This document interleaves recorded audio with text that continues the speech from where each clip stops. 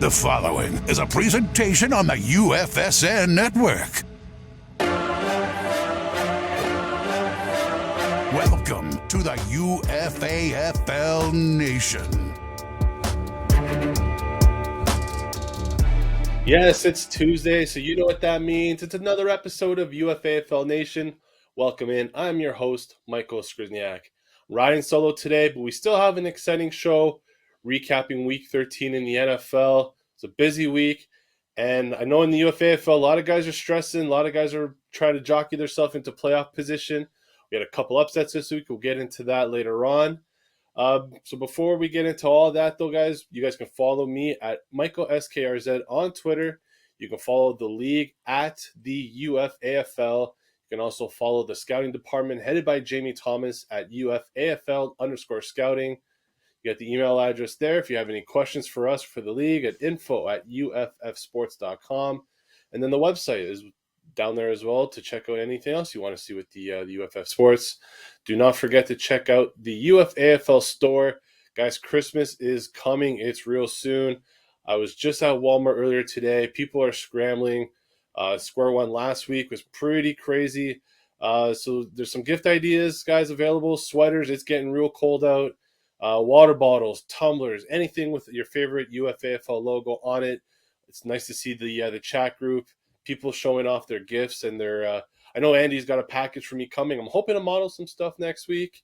Andy Mack, you are on the clock with that. So the website is there, guys, to check that out. It was a wild week in football, not even just the NFL. You got the college football playoffs started. Alabama had a big win this week. So I'm hoping maybe get Jamie Thomas on soon to talk about some future prospects. It's not really a QB-heavy draft coming up, but there's going to be some interesting players, especially at the top of the draft. I'm really looking forward to getting to that. College football, guys, really exciting. And for you to do well in the UFAFL, you have to know the prospects coming up. So you guys hopefully are doing your research with all these bowl games coming up real soon. And that leads us to our NFL recap. And I want to start off on a little bit more of a somber note here, as it was an emotional week in Michigan. But a last-second Jared Goff touchdown to Amon-Ra St. Brown secures the first victory for the Detroit Lions. And like I said, in the Motor City, there's that shooting at the high school in Oxford, Michigan, and it shook the state to its core. And as my coworker Jay Onright put it so eloquently on Sunday night, like, it really puts things in perspective. Football's not really the most important thing in the world right now. However, we are a football show, so it was great to see the Lions win this game. They've had 5 games decided within 3 points this season, including that tie to the Steelers. Remember, Justin Tucker kicked an NFL record field goal to beat them with the 0 seconds left on the clock. I'm happy for Dan Campbell's team. They might not be the worst team on paper in the NFL, but they've shown heart all season. Like we just said about the draft, like, they're going to get the first overall pick. I wish they can get a quarterback for the future. Like, I don't think anybody believes Jared Goff is the guy to take them going forward. But I think long term, the word culture gets thrown around a lot lately. But with Dan Campbell's building over there in Detroit, like, they're in all these games. They're playing against good teams. They don't usually get blown out. But just a tough week for the good people of Michigan all around. So just really happy to see them have a couple moments of joy watching their football team beat a division rival. Now, it's a massive loss for the Vikings. That's going to really hurt their playoff chances, but it's a feel-good story nonetheless. And then let's go to, we'll talk about division rivals. The Seahawks and Steelers both upset their division rivals. Russell Wilson has his best game since returning from his finger injury as the Seahawks defeat the San Francisco 49ers, sending the Niners down back to 6-6, so they're at 500. And then the Ravens, they were unable to make that 2-point conversion at the end of the game to Mark Andrews. It's a big loss against the Steelers, and that brings the Ravens from the 1st seed in the AFC down to the 3rd seed. This is a big loss for the 49ers. It drops them to the 7th seed in the NFC at 6-6.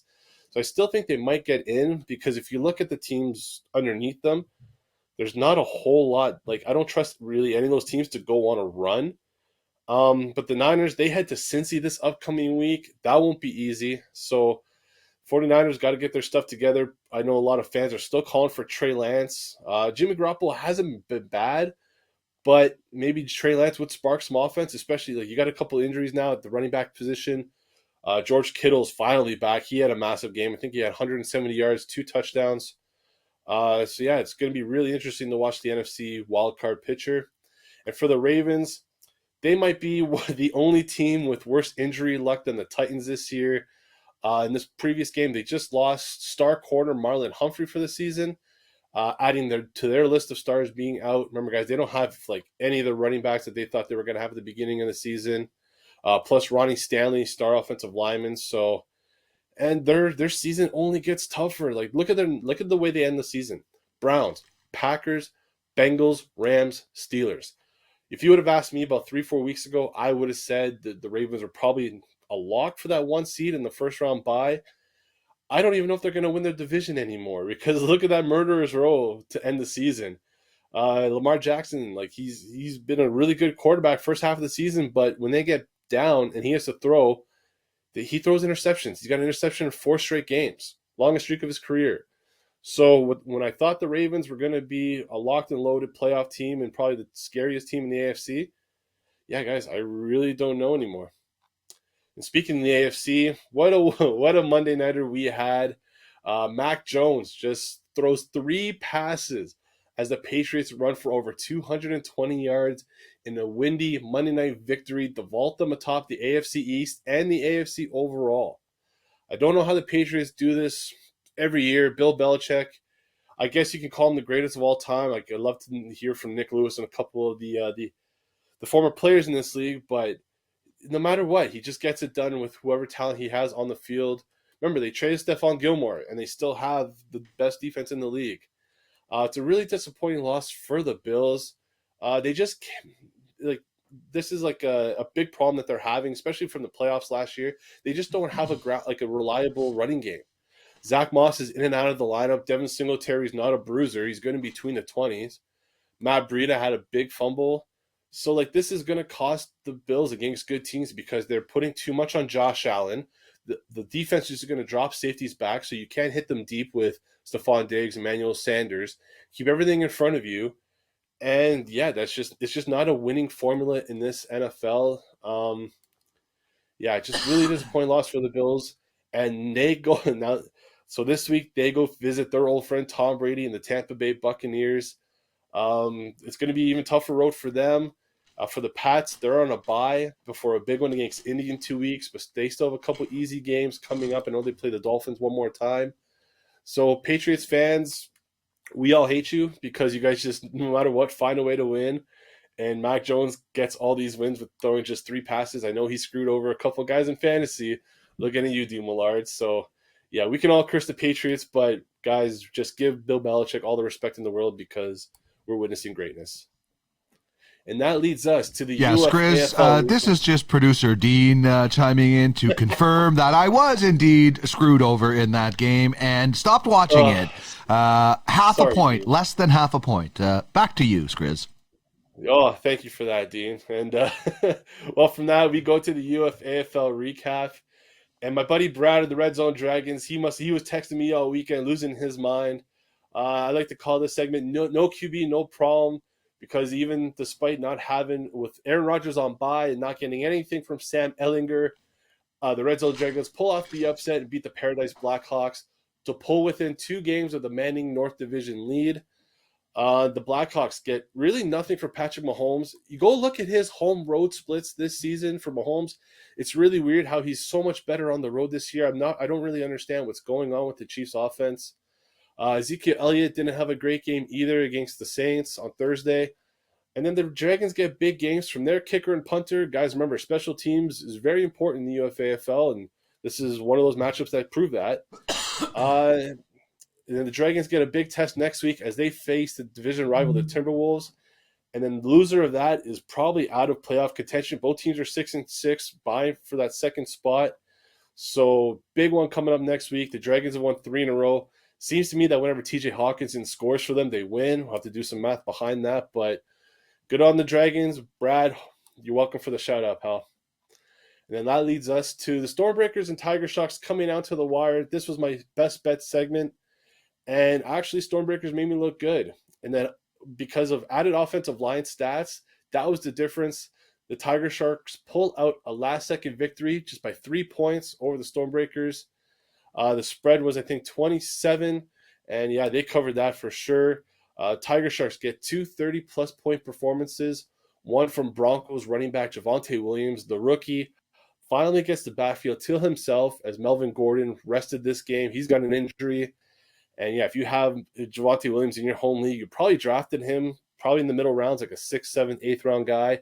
He could be a playoff winner for your home leagues because that kid is an absolute beast. He does it in the air. He does it on the ground. If you're telling me he's going to get 25, 30 touches of Melvin Gordon back there, then yeah, he's going to be a stud. And he's going to be a good prospect going forward, especially if the Broncos improve their quarterback situation. Tiger Sharks also got 30-plus points from Steelers defensive end Chris Wormley, who had 2.5 sacks. And with their 10th win, the Tiger Sharks are the 2 seed right now in the Manning Conference. And then some gloom and doom as the GridIron Seals lose to the Doom.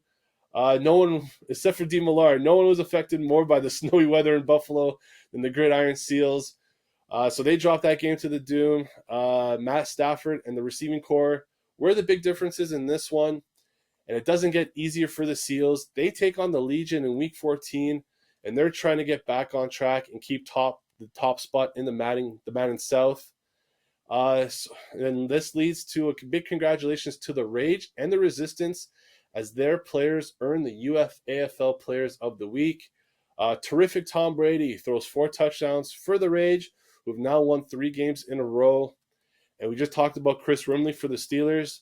Well, his defensive line mate, TJ Watt, had an even better game. 3.5 sacks against the Ravens for 43.5 points for the Resistance. TJ Watt is the number 1 linebacker in UFAFL scoring after that performance, just passing Dallas Cowboys rookie Micah Parsons.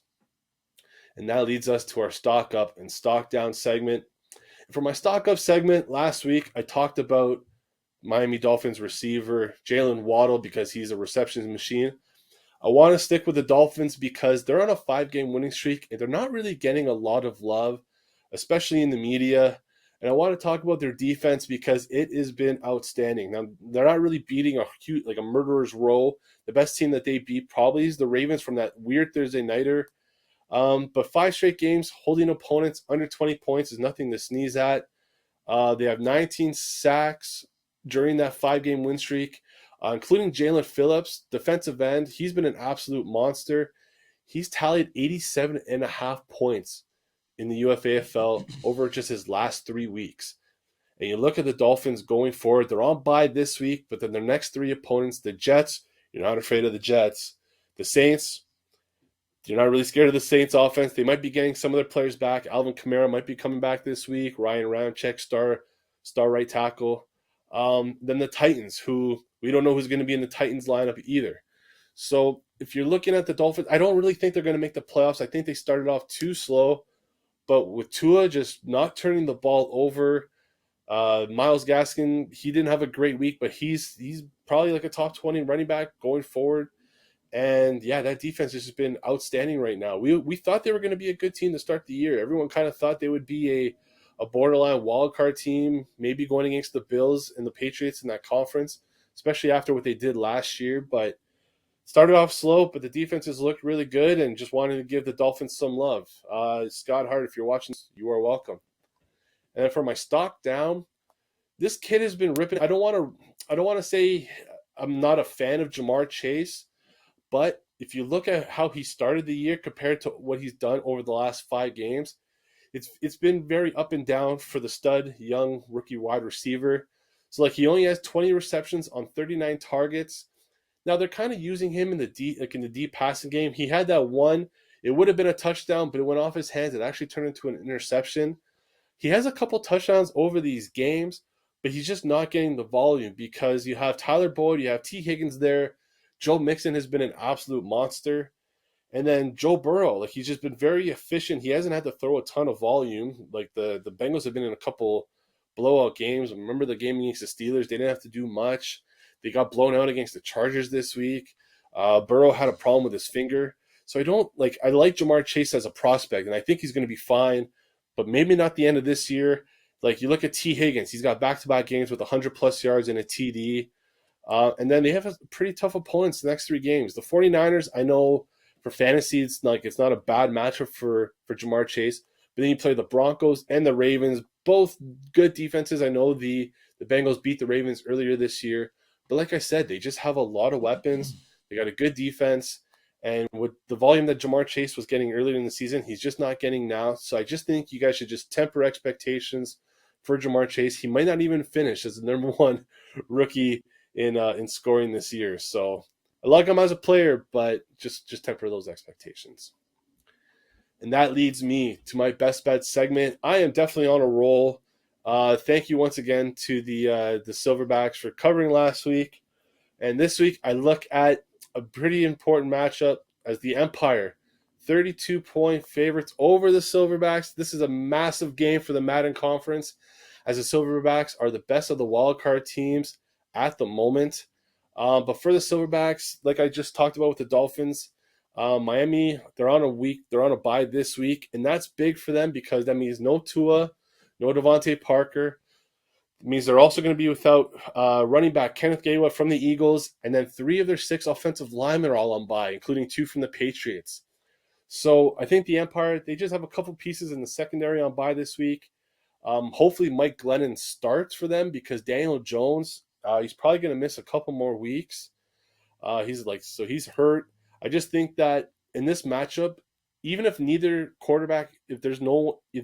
have a quarterback playing, I think the Empire just have more pieces, especially at wide receiver. Chris Godwin just came off a game where he caught 15 balls. So I just think, the Empire just have more weapons. And with all these guys on bye for the Silverbacks, I just don't see how they keep this one close against one of the best teams in the league. So guys, that will do it for this upcoming week. Remember, you guys can follow me on Twitter at MichaelSKRZ. The league's Twitter account is there at the UFAFL scouting department as well. Keep on that scouting department, guys. Like I said at the top of the show, more mock drafts coming out for the NFL draft coming out later on next year. Start to know your prospects. Like, there's probably not going to be a running back taken in the first round this year, so you're going to have to do your homework. We had a stud wide receiver class last year. It's probably not going to happen this year. So you guys are going to have to do your homework for scouting this year. So talk to Jamie Thomas, follow the league, follow all the news. Remember to hit up the UFAFL store as well. Just a couple more weeks until Christmas. So there's a ton of ideas at the store, guys. Put your logo on anything that you want. Hoodie season is great. For you guys with your wives that like to steal your sweaters, why don't you just get her a sweater with the UFAFL logo on it? Just to warm them up during the cold holiday season. Looking forward to the NFL schedule this upcoming week. Steelers and Vikings on Thursday should be a good one. Baltimore and Cleveland, obviously a division matchup there, should be good. Cleveland really needs that win. Dallas and Washington, this is, I think, they play each other twice within the next 3 weeks, which could determine the NFC East. The 49ers and Bengals is a big one, Bills and Bucks. And then the Monday Nighter should be a doozy as the Rams head to Arizona to play the Cardinals. I think if the Cardinals win that game, they lock up the NFC West. That'll be a good Monday Nighter, hopefully a lot better than the Monday Nighter that we got last night. So thank you, Dean Millard behind the scenes, Darren Bates, Andy Mack, Jamie Thomas doing all their work behind the scenes. Thank you guys for tuning in. It's going to be an exciting week in the UFAFL with all these the playoffs shaking up. And we'll talk to you guys next week.